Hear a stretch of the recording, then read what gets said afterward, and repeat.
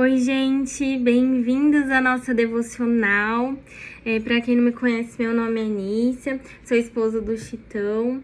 Nós estamos como conselheiros de juvenis e eu vim compartilhar com vocês um pedaço da palavra do Senhor, que está lá em Romanos 8, no versículo 19 e depois no versículo 22. Diz assim: a ardente expectativa da criação aguarda a manifestação dos filhos de Deus.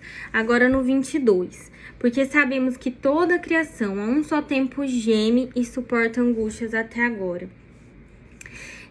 Se você for parar para pensar e reparar aí ao seu redor, você vai ver que aquilo que a Bíblia diz da situação da criação gemendo e suportando angústia é real. Com essa pandemia, isso se evidenciou um pouco mais, né? Seja pela crise financeira, seja pela perda de entes queridos muito próximos e de uma maneira tão repentina e inesperada, seja pela ansiedade ou pelo medo que a pandemia causou nas pessoas, mas o fato é que hoje a gente vê muito claro isso que a Bíblia fala, que a criação está gemendo e suportando angústias, né? E o que essa criação, nessa situação e nesse estado espera? A criação nessa situação, nesse estado, espera a manifestação dos filhos de Deus. E eu quero te dizer que eu e você somos filhos de Deus.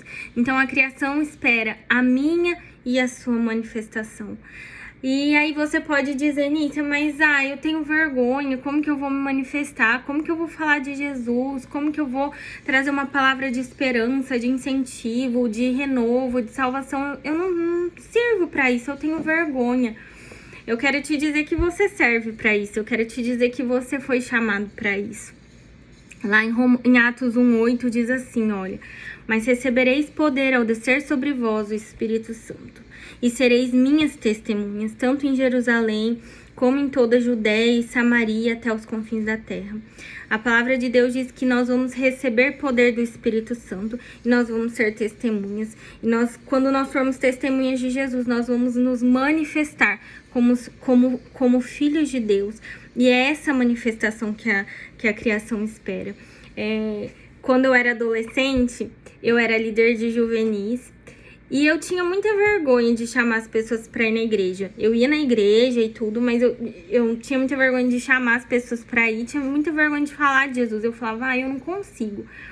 E eu sempre via que a minha irmã levava muita gente pra igreja, sempre convidava os amigos dela, sempre ela levava um visitante. Eu falava, meu Deus, a minha irmã é mais nova que eu e ela consegue fazer isso e eu não. E aí o Espírito Santo me trouxe uma palavra no coração e me lembrou a história de Pedro. Pedro, se você perceber, se você for ver a história dele, Pedro antes de Jesus ser crucificado, no momento da crucificação, Pedro nega Jesus por 3 vezes. Mas se você for ler lá em Atos 2, Pedro recebe o Espírito Santo, ele fica cheio do Espírito Santo, que é quando acontece o Pentecostes, e logo após isso Pedro prega e 3.000 pessoas são batizadas. E aí Pedro e João, eles são presos, eles são levados até o Sinédrio, e as autoridades perguntam para Pedro e João, por que vocês estão fazendo isso? Em nome de quem vocês estão fazendo isso?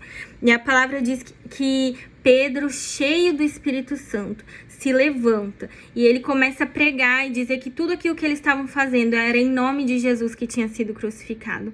Então a gente vê 2 Pedros, a gente vê Pedro que negou Jesus e Pedro que era cheio do Espírito Santo e falou com ousadia e pregou e 3.000 pessoas foram convertidas.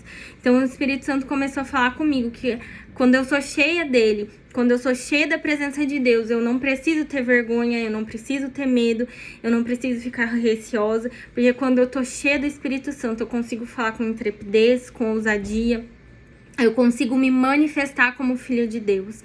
Eu consigo ser testemunha de Jesus, né? E muitas pessoas, queridos, estão precisando. Muitas pessoas estão precisando de uma palavra de esperança. Muitas pessoas estão precisando de uma luz no fim do túnel, sabe? Muitas pessoas estão doentes em casa, mas doentes de tristeza, tentando tirar a própria vida.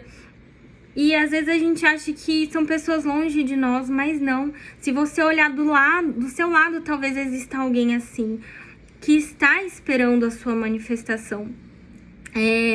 E eu queria compartilhar uma história com vocês. Às vezes a gente se esquece, sabe? Às vezes a gente se coloca numa zona de conforto e a gente se esquece que a gente precisa se manifestar como filho de Deus e ser testemunha em todos os lugares que a gente for. E eu, às vezes, me esqueço disso no meu trabalho também. Mas durante uns dias o Espírito Santo começou a me lembrar isso. E eu tive um paciente, e esse paciente, ele precisava ser entubado. E esse paciente, eu conversei com ele tava conversando e tudo, e ele tava com muito medo ali de ser entubado, porque a maioria das pessoas que são entubadas não conseguem voltar. Então você vai ser entubado, talvez seja a última vez que você fale com a sua família e tudo, e ele não queria isso. E aí eu conversei com ele, disse que ele precisava, né, que ele tinha que ser entubado, que esse era o tratamento e tudo. E aí ele conversou com a família e com muito medo. E aí eu lembrei que eu era uma filha de Deus e que eu precisava me manifestar. E aí eu, junto com uma outra profissional, uma técnica de enfermagem, nós fizemos uma oração com ele. E nessa oração nós perguntamos se ele gostaria de aceitar Jesus. E ele aceitou Jesus naquele momento, então nós entubamos ele. E aí, ele ficou entubado e eu liguei pro irmão dele. E eu falei pra ele, olha, eu queria te contar uma coisa. Aí o irmão dele falou, pode contar e tudo. Eu falei, olha, aconteceu isso, nós oramos, ele aceitou Jesus. E naquele momento o irmão dele começou a chorar. E o irmão dele falou assim que... Ele falou pra mim desse jeito, eu não me esqueço, doutora. Eu não sei se o meu irmão vai voltar. Eu não sei se ele vai voltar a viver. Mas se ele morrer, eu sei para onde ele vai. E ele agradeceu por aquele momento. E depois de uns dias, esse paciente, ele teve uma parada cardíaca. Ele retornou à vida, nós fizemos a massagem, os procedimentos, ele retornou. E aí nós conseguimos estubá-lo e ele tá vivo, tá bem. Já foi de alta para casa, tá se recuperando em casa. E aí, quando eu fui visitar ele depois na enfermaria, que ele já tava bem, a esposa dele disse assim, olha, doutora, quando meu marido teve uma parada cardíaca, alguém me ligou. Alguém que ligava aleatoriamente, pegava números das pessoas, ligava aleatoriamente. E essa pessoa disse assim pra ela, eu tô te ligando pra compartilhar uma palavra vinda de Deus pra você. E a palavra vinda de Deus pra ela era assim, eu é que sei que planos tenho, que pensamentos tenho a respeito de vós. Planos de paz e não de mal, para dar o fim que desejais. E ela disse, olha, eu fiquei tranquila. Eu fiquei tranquila porque eu sabia que Deus estava cuidando de mim naquela situação. E eu tô compartilhando essa história para te dizer que talvez você vá se manifestar como filho de Deus e na sua cabeça você pensa, poxa vida, eu tô sendo louco.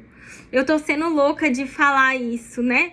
Mas essa palavra vai vir de encontro ao coração daquela pessoa, porque você não sabe aquilo que a pessoa tá passando, mas o Espírito Santo sabe. E se o Espírito Santo te direcionar para uma pessoa, te direcionar para uma situação, não tenha medo, não tenha vergonha, não fique receoso, né? Mas vá em direção àquilo que Deus te falou. Haja debaixo daquela palavra que Deus te deu. Porque a criação aguarda a nossa manifestação. A criação está angustiada aguardando a nossa manifestação. Então é isso que eu queria te dizer, é isso que eu queria deixar. Busque a presença do Senhor, busque ser cheio do Espírito Santo, receba palavras de Deus e age de acordo e debaixo da palavra de Deus. Se manifeste como filho do Senhor, se manifeste como filho de Deus. Amém? É isso, gente.